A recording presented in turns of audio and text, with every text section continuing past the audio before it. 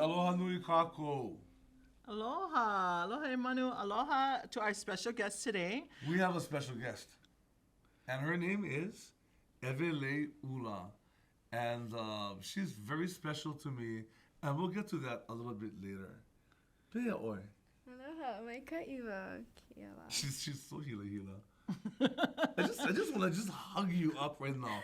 She is a world champion Ēweleiʻula surfer. So everyone, just for you guys to know, so this is the show Midday Manaʻo, right, with Manu and Mehana, brought to you by the Council for Native Hawaiian Advancement and also the Kaiser Permanente Fund, a community benefit fund. But this special show, like one that we did a couple of weeks back, features a godfather and a goddaughter. Right. So what you guys are going to experience today. So a couple weeks ago. Today, I'm not the goddaughter. Yes, not today. No, I'm the godfather. There's other days though when you may play the role of goddaughter. But Mehana's talking about an earlier show, and you can see all of them at the council. HawaiianCouncil.org. Yeah, /podcast. And it was one of your godfathers, yes. Robert Uluvehi Casimiro. And so today is my turn. But this girl, so when she was born. And we named her. She was named actually right at Kamakakuo Kalani. Oh. At Ēweleiʻula Ikalani Akea. Is that your whole name? Ēweleiʻula Akea. Manu gave the name, by the way. It's been so long. But the reason why we have Ēwe Wong here today is to really talk about her growing up in the shadow of her father, and together with her two sisters, her two younger sister. She is the hiapo. She's the eldest in the family in the sport of he'enalu. And so just share with us a little bit, before we get to El Salvador and your recent designation as a junior world champion. Well, should we just start at the top and then work our way down? I tell you what, just talk. You go talk. Putting this baby. The Anakala, and she's the goddaughter. This baby has to endure this. Her whole life she had to endure this. And her father does too. But her mother, I never want to get her mother mad at me. Yeah. No, that would be good. Ha'i mai oi I ko mau va o pio pio maka he'enalu ana maka Hawaii ai ole ka haole aole pilikia. Go. Okay. This is so cute. Yeah, no. You guys are both adorable, by the way. Well, ua a'o ko'u makua kane, a me ko'u makua hine ia upehe he'enalu, a me ko'u mau kaikaina o Oaka, a me Noelo. ʻŌlelo, ua a'o makua I ka he'enalu ana ma Kewalo Basin. Rock piles. Ole, a point. Oh yeah, because rock piles is just a little bit, that's a kind of good rocks on the rock pile. Rock piles, yeah. Yeah. So she learned taught by her mother and father how to surf. Because, when we speak ʻŌlelo Hawaii, we like to bring everyone into the loop. Oh, yeah. So, and Haleiwa too, yeah, you folks used to live out that side, and your dad would go surf in Haleiwa. You guys, were you on the beach just watching him? No, he usually I've been surfing since I was like really young, like 2 months, and he'd take me on the Papahe'enalu, and I pretty much learned how to surf at straight outs at Kewalo, but we do go to Haleiwa. Yeah. Because we live closer. So Kewalo, of course, is in town, and in the Kaka'ako Ala Moana area, great surf over there. Point Panics. I mean, all those areas too. I mean, they're all they're all connected. It's interesting, just even about that, about the Inoa Vahi, the haole names for surf spots, and they all have older Hawaiian names too. Like you go back to Kalehua Vehe and Kalehua Vehe and so on. But the fact though that you were brought up in a sport that is absolutely Hawaiian, and it's clean. You're in the ocean. You're working out, and you're riding the waves and all of that. Piliana I Kokula. Okay, well, I go to a Hawaiian immersion school called Kekula o Kamakau, and I've been there since I was in kindergarten. And I pretty much grew up with the same people, like the same 5 people. And you're like in what, 3rd grade now? I'm a senior. I'm just kidding, yeah. So yeah, located in Ko'olaupoko in Haiku, Waipau. We're in the H3. Yeah. So a Hawaiian language immersion school. So Do you see any connections between kind of what you're learning in school and all that kuana ike Hawaii that you're learning in school and what your passion has become, which is he'enalu, and what you do out there on the ocean? Are they pili? Yeah, I mean, in school I learn ʻŌlelo Hawaii and mea Hawaii, and when I'm surfing in the water, especially with my sisters, we try our best to ʻŌlelo Hawaii all the time to each other and just normalize it in the water, because not a lot of people who surf know how to speak Hawaiian, especially people who compete. So. Yeah. And so there are certain terms in you listen to Robi Kakalau, for instance. Pi'i mai kanalu, pi'i mai kanalu. Talking about the pi'i is to rise and the waves coming up, and then talking about ki papa, which is pushing off the board, and then ku, and then gliding. So ki papa, ku, he mai. And those are some of the words that we learned from some of the popular songs. So I bet you were watching the Olympics last summer, and what were your thoughts about all of it, including the place in Japan? Did you see that? What did you think about that? I mean, the conditions looked extremely difficult, and I don't think any of the other surfers really, especially from Hawaii, surf waves like that. So, like Carissa Moore, she won, and so I'm sure she had to adapt to the conditions there, and yeah. Yes, and so, but those conditions in Japan that Carissa had to literally navigate, even the ocean itself. There was a big storm, I think, that was outside. So the ocean was, even the color was kind of like brown and murky and all of that. So you have been able to surf, and I know from your dad, who's my pal, that you have actually gone all over the place. Where is your favorite surfing spot? My favorite surfing spot is Laniakea on the North Shore. Okay. Yeah, it's my favorite wave, and not a lot of people who compete, or really my friends surf there often, so I kind of have it to myself sometimes, aside from all the other uncles and stuff. So we don't want to give away all your secret spots, but just generally speaking, and I know where it is, but kind of where, near Waimea, near Pupukea, what? Laniakea? Where is she doesn't want to tell. It's right before Chun's, right after. After. We don't know what Chun's is. You have to talk in English. Don't talk Chinese. Well, she is a Wong. I mean, it's right next to Haleiʻa. Yeah. So North Shore, basically, and Laniakea. Interesting. And you talk about now, because I want to get into Summer Olympics 2024 and France and surfing, and maybe you can. I hope to see you in that competition. Laniakea, which basically means broad heavens, is the equivalent in the South Pacific to La'iatea. So that has the same meaning. So and it's significant that, interestingly, that you have that place, Laniakea, as your favorite.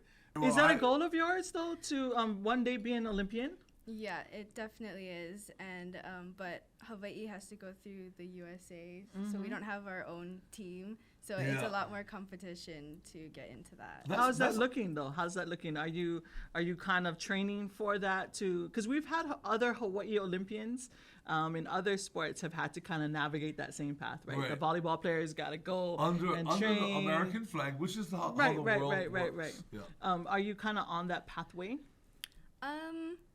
Currently, I'm kind of training to make the world tour, but making the Olympics is definitely a big goal of mine. Right. And well, what year is this now? What year are we in? We're in 2022. I wasn't quite sure. Right. Okay, so we're gonna get right up to your current honor, and you're Kulana nailing now, it yeah. in El Salvador. But just to talk again, looking further to Summer Olympics 2024. So France is a sponsor, but this time the surfing competition will be the only sport that's not happening in France. It's happening in Tahiti, and in Tahiti, in a place called Teahupo'o, and Teahupo'o is known worldwide as Chopu or Chopo. That's just kind of how they say it. It's kind of a strange thing, but it is Teahupo'o. Sounds like the French, Well, it could be too much influence. But Yeah. I've been there actually, and it's a beautiful surfing spot. But the idea that all of these and we again acknowledge Carissa Moore, a Punahou Right. graduate, Native Hawaiian. and when she was surfing, she was rocking her Hawaiian bracelets. Hey, what's your Hawaiian bracelet? You know more. We gotta talk to your father. Surfboards. That's why all the money goes into the surfboards. No, because if Carissa was surfing with Hawaiian bracelets, it sounds like Godfather needs to get you a Ēweleiʻula bracelet for graduation. We did a Hawaiian bracelet. It got extra letters. You gotta pay more. So that's what godfathers do, by the way, out there. Just let's let you guys know. Yeah, they buy their goddaughters bracelets. All right. Well, well, Sterling and Luki, can we have a meeting after this? Okay, so that's looking ahead to whether or not you go in that path. But let's now hear the story about El Salvador. How did you get there? How was your experience? And before she even answers, her dad told me one day, "Oh yeah, she's in El Salvador. She's not doing very well. She's kind of sucking." He said that to me. I'm not making this up. So, as it turns out, the following day, she went slam him, and she won the junior world champion, Ēweleiʻula Wong. Hulo. Yes. Oh Pa'i my Makako. God, Yeah. So tell us about where is El Salvador and what did you do there? Well, we took a 9-hour flight from Hawaii to El Salvador, and the Hawaii surf team. How many of you were there? There was 12 competitors. 12. Kane and Vahine. 6 Kane, 6 Vahine. Yeah, all in different age groups. There's 3 of us in my age group, U18.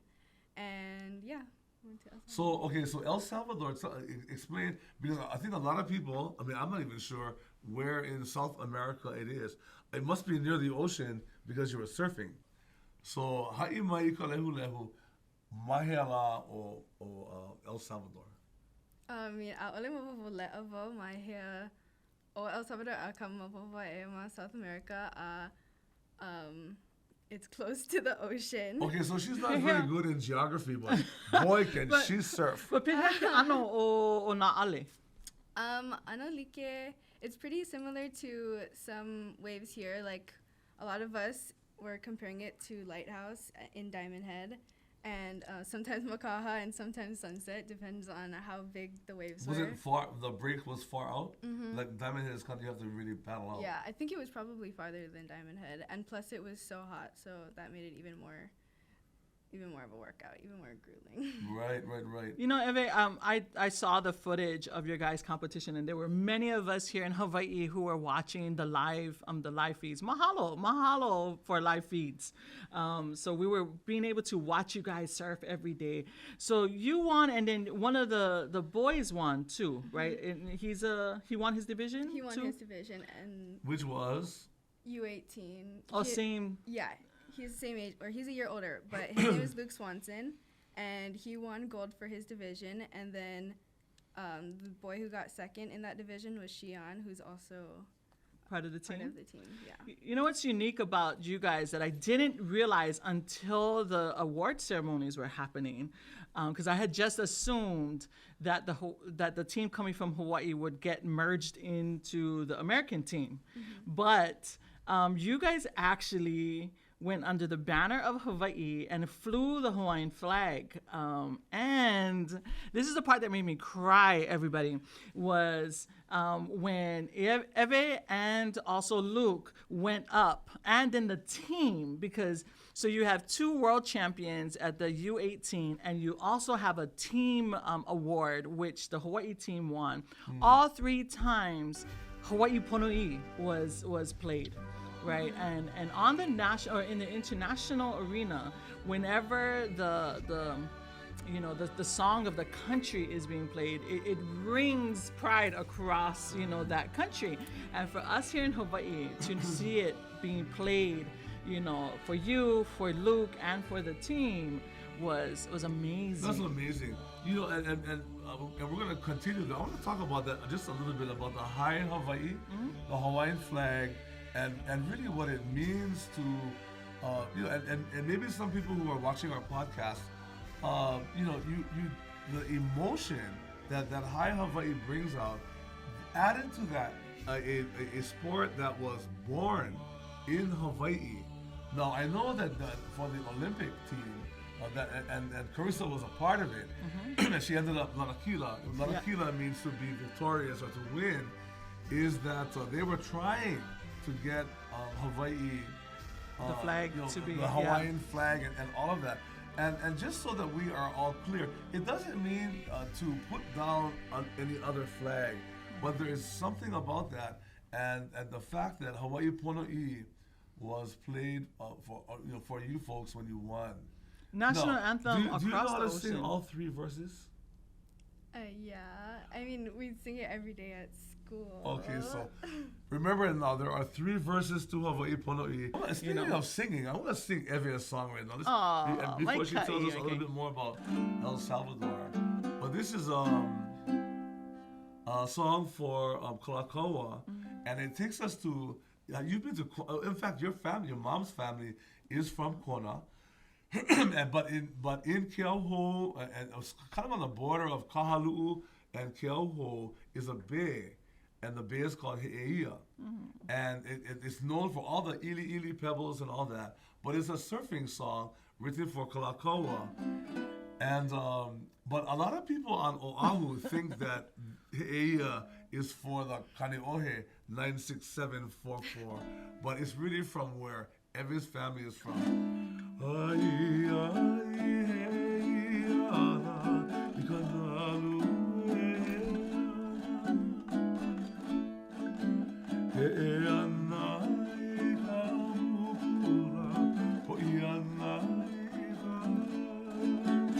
So even in songs like that, you have terms.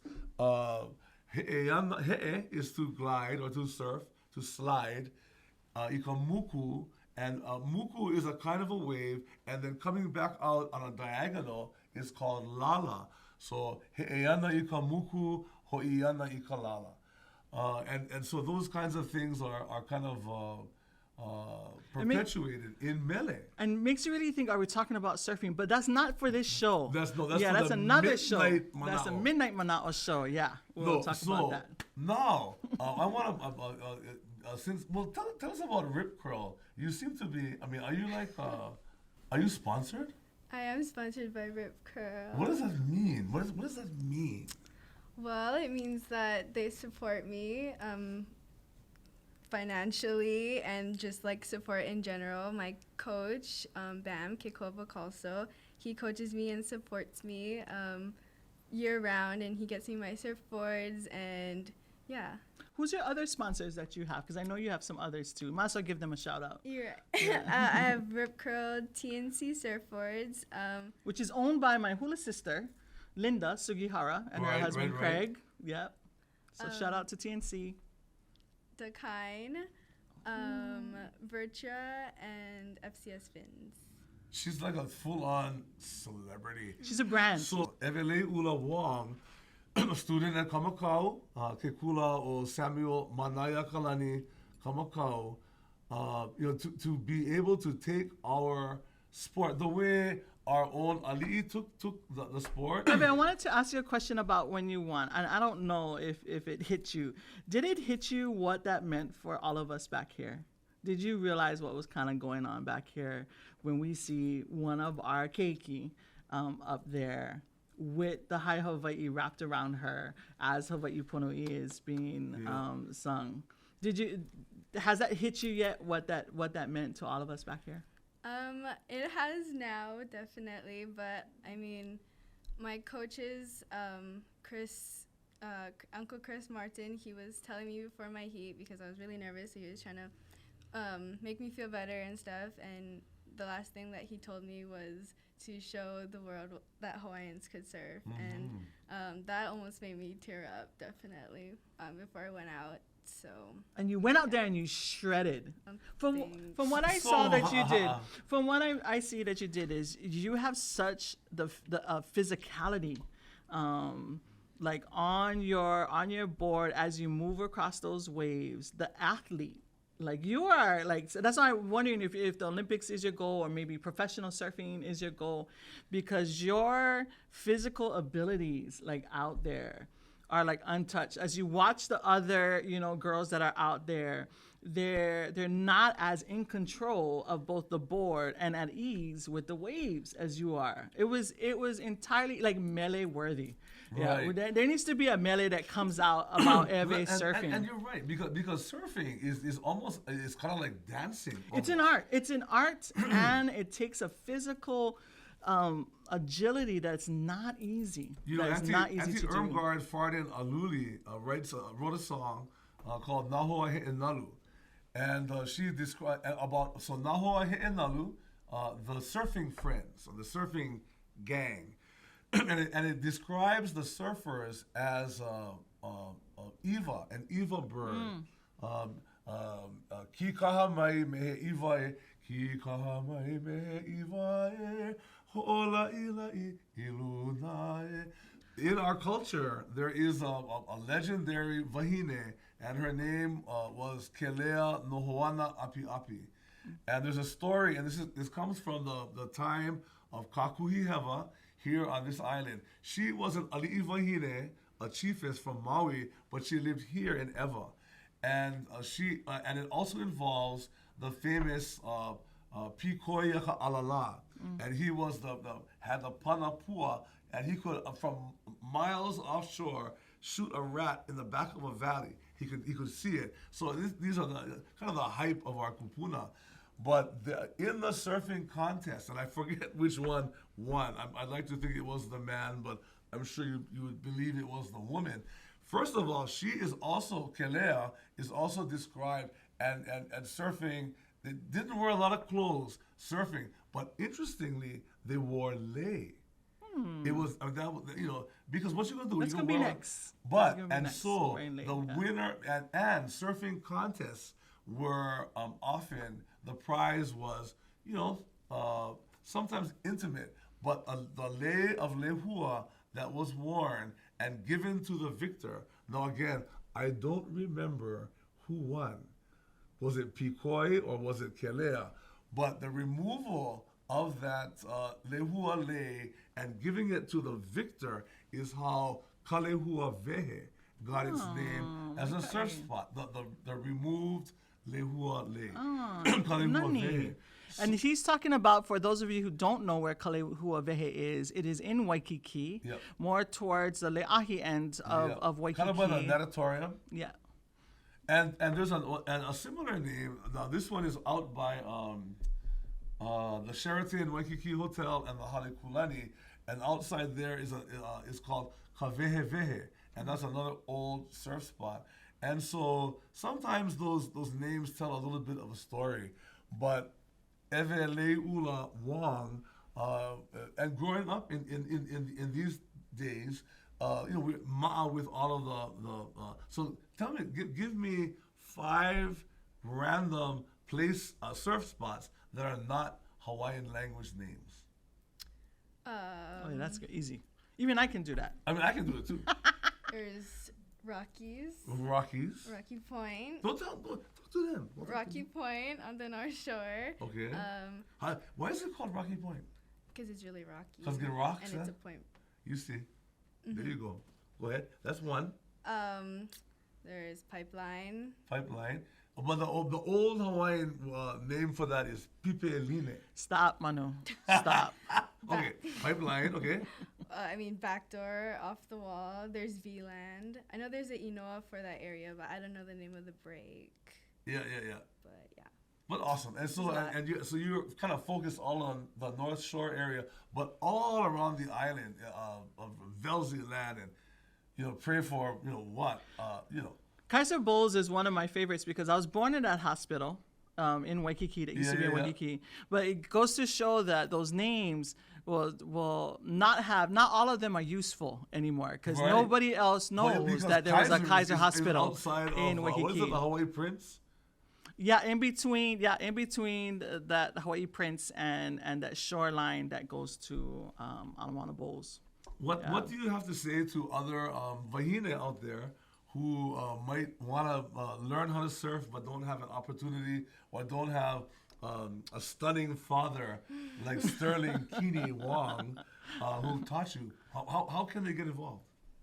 I mean, I think it's very helpful to have people there to support you and to get you into surfing, and especially because it is a dangerous sport. It can be dangerous to be in the ocean. So I think just making sure you have people that you trust to help you get in the water. I think that's a big thing. Do you always surf with a friend?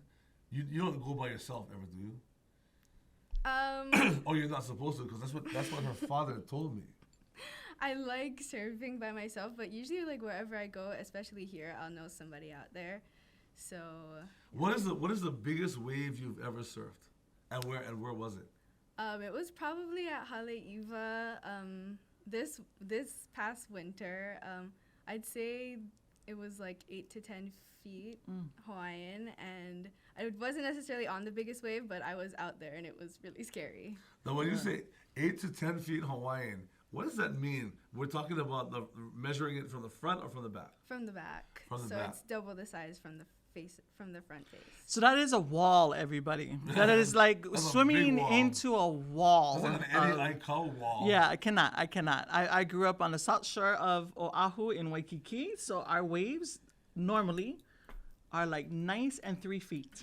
Yeah. A lot of times when surfers are out there, and even all of us is boogie boarding or what, even at Sandy's or wherever, we see turtles or we see manaʻo sometimes in the water. Have you ever seen or come in close contact with a manaʻo, and you can explain to our watchers what a manaʻo is? A manaʻo is a shark, and there are a lot of manaʻo at Kewalo, but they're usually harmless. And but I've seen them on the North Shore. That on the North Shore, in my opinion, is where it gets scarier. But yeah. So that's and we as Hawaiians, we think about our aumakua and all of that. But there are other issues regarding manaʻo that have to do with the people who are fishing and taking more than they should way offshore, so that the sharks are coming closer and closer in to the aina to get food.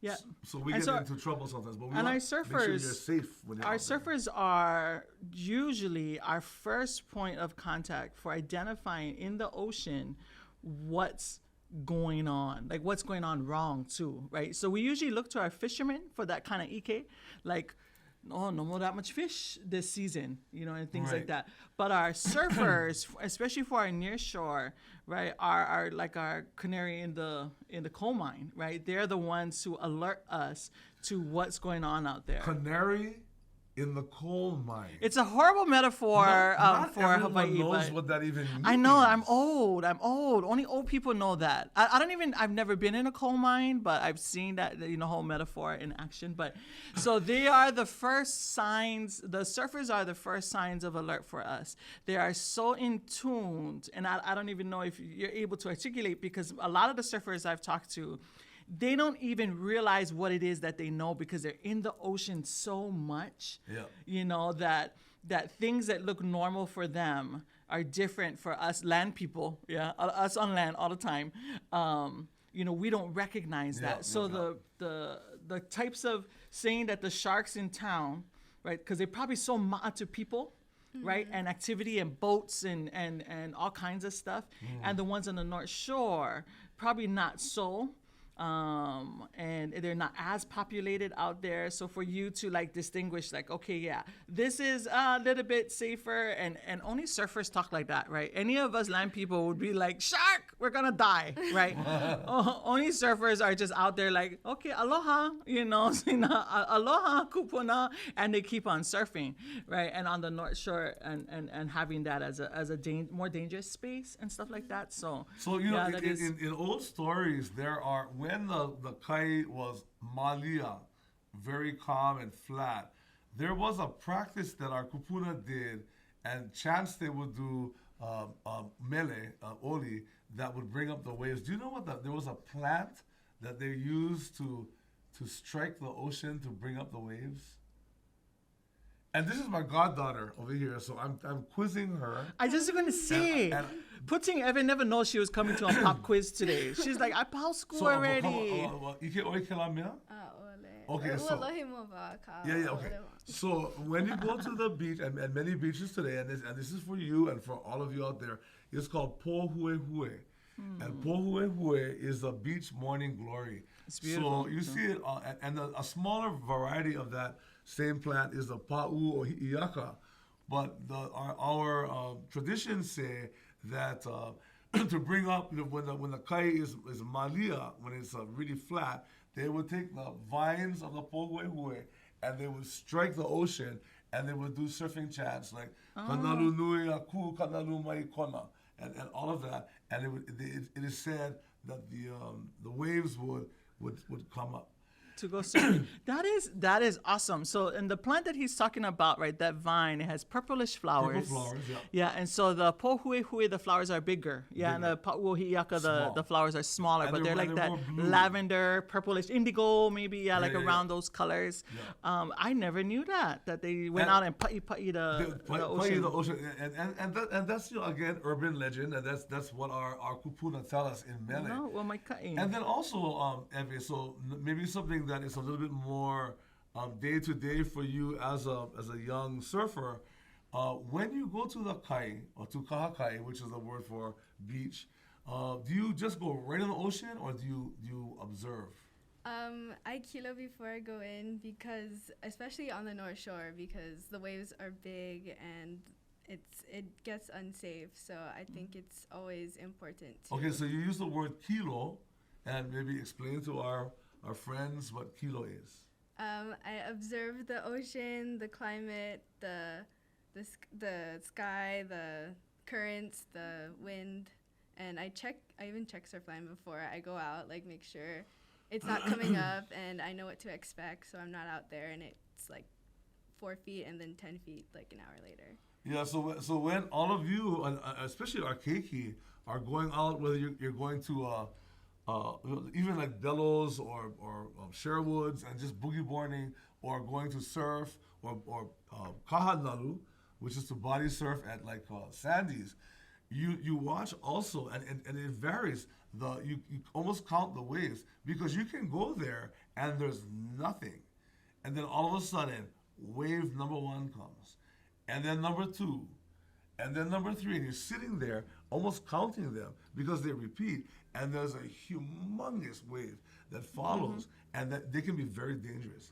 You know what I've told visitors that come here, we usually tell them, well, just watch the locals, right? If you go to a beach and it's dangerous, watch the locals. If they're not in the water, don't go in the water. If they're in the water, it's safe to go in the water, except when you have bebes like Eve over here, who are fish, right? So they're part fish already.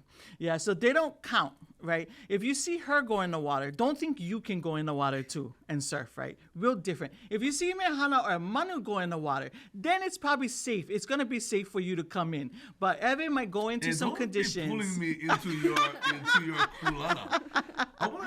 No, and Manu is a waterman too. So, two things though, and this is a fairly simple one. But my dad always taught us when we were small that we don't face our back to the ocean. And what's the reason for that? First, I think it's disrespectful, and to if you face your back to the ocean, you don't know if a big wave is gonna come and knock you over. Yeah. That's exactly two pane polole, two correct answers. I don't know how our time is going here, but I'm not, because I really have never had a full conversation with her. But now that she's a world champion, my goddaughter, we're spending time. Right. Again, Ēweleiʻula Wong, junior world champion Wahine surfer, El Salvador. And this happened about 3 or 4 weeks ago. And I saw you when you on the news, and she had this beautiful lepo, and I saw Ilima flowers in your lepo, and I knew somebody I must have been. Yes. I knew who made that le. Yes. I found out it was a kain. Was it Koʻiahi? Koʻiahi, yes. Koʻiahi. Okay, so but now to another question about surfing. So when you all go, we all go, whether you surf or not, we see Ala Moana or we're at Diamond Head, and you see a bunch of surfers out there. Tell me about the lineup and what the protocol is, and what is the lineup, and how do you respect that? Well, I think there's sort of like a hierarchy in the ocean. Like the uncles usually have the right of way, and then the keiki kind of sit on the inside, and sometimes they'll try to go outside, and then the uncles will like kind of tell them off. And then like my age people will kind of like just pick off any waves that the uncles don't want, or that whoever's not going on them. And that's really good. And now we're talking about age, protocols and those kinds of things. I've heard many stories about people who come to Hawaii from other places, and they go out and they jump into the pile of surfers, and when you're not in the lineup and you cut in front of other people who are waiting, that can cause some big pirikia. So that's a good point. Be respectful out there. Take care of one another. But in the lineup, don't just go and cut in front of people who are waiting for the wave, because you go 1 or 2 at a time, and then you gotta paddle all the way out. That's the hardest part about surfing. It is. One time I'm not a surfer, but Palau gave me a surfboard one year for as a makana. It's a 10-o Tanaka board. It's a nice board. You can ride it sometime. So long boards are different from short boards because they're longer. But anyway, I was at rock piles out by Kivalo, and I actually the first wave I caught, it was awesome. I went in, I almost landed in the rocks, but paddling back out, that's the hard part. Yep. So how do you your upper body strength? I mean, what have you done over the years to be able to get out there? I think just being in the ocean and practicing paddling, like that was like, because I'm not necessarily the strongest surfer in the world, like physically. She's practically petite. So But you glide like an evil bird when you surf. I can get, as long as I get on the wave, I'm good. But that's another thing about you're talking about observation or about kilo, not just observing the waves, but even when the surfers come in, the ones who are more experienced, there's a path to go back out. Some people will just go any kind of way, and they're gonna pearl diving with under and all of that. But you have to observe, because people who are ma'a or who are accustomed to the area will be able to get out easier. But that's the hard part, paddling back out. I mean, 2 waves, I'm done. Mahalo nui. It's about time that we have to wrap up our show today and our time with Godfather and his goddaughter here today. But again, we're so incredibly, the Lahui is so proud of your accomplishments, and especially with Carissa Moore, with being Olympian, and with you and Luke and the team. And we gotta get you the Hawaiian bracelet so you can. Godfather will get you. Godfather will get you a Hawaiian bracelet. Oh, you can refer back to the tape whenever he mentions it. But we're so proud of your accomplishments, because again, again, it connects our Hawaii, our homeland, and the practices that originated here. Again, it kind of reframes it back into our context here. You know, a sport that has been taken away, right? Most people think it started in Australia, you know, or started in South Africa, you know, all these other big surfing spots around the world. But we're so proud of you, Ēwe, for, again, reminding the people of Hawaii that we are ocean people. You know, that it is in our DNA to surf those waves there, and you do it so amazingly. See, it would be different if she wasn't even that good, but she's amazing on the waves. You know, and, she's and amazing. Even Ka'iulani, Princess Ka'iulani surfed and all that. And so, you know, you think that surfing is kind of more for guys and all that. And then Rel's son. Right. You know, like all of these wahine. Yeah. So back to Summer Olympics 2024. Yeah. No, I'm just saying that we're gonna watch it for sure. So Olympics is being sponsored by France, and a colony of France is French Polynesia. Right, where it's gonna be held. An island awesome. is Tahiti. So again, the surf spot there in Tahiti. So Tahiti is like the island of Maui that has like a head and a big body. It's like opposite. So Tahiti Nui is the big part of Tahiti, and then the smaller part towards the south is Tahiti Iti, and that is where Te Ahupo'o is, and that is where the French Olympic surfing competition will be held. I think what Uncle Manu is saying is that he's going to take his goddaughter to the Olympics in Tahiti so that she can enjoy we got a Hawaiian bracelet going on. Yes. This has been a great show for you, Ēwe. No, Thank you so much. Auntie Mehana has miles on Hawaiian Airlines, I'm sure. Yeah. But ho'omaika inui mahalo, and mahalo. to all of our friends out there, puni i ka he'enalu that love to surf, and ka aukai, swimming, and ka hoe va'a, paddling. That is one of the things that defines us as a lahui. We water people, and we love the ocean. We respect the ocean, and I appreciate your mana'o about having respect. Yeah, mahalo nui. So again, join us for another episode of Midday Manaʻo next week, Friday, same time, same place. We'll be back with Manu and Mehana, and we'll have another special guest with us. But mahalo nui, Ēwe. And everybody, let's all pa'i for Ēweleiʻula Wong. Hui ho kako. Aloha no ahui ho.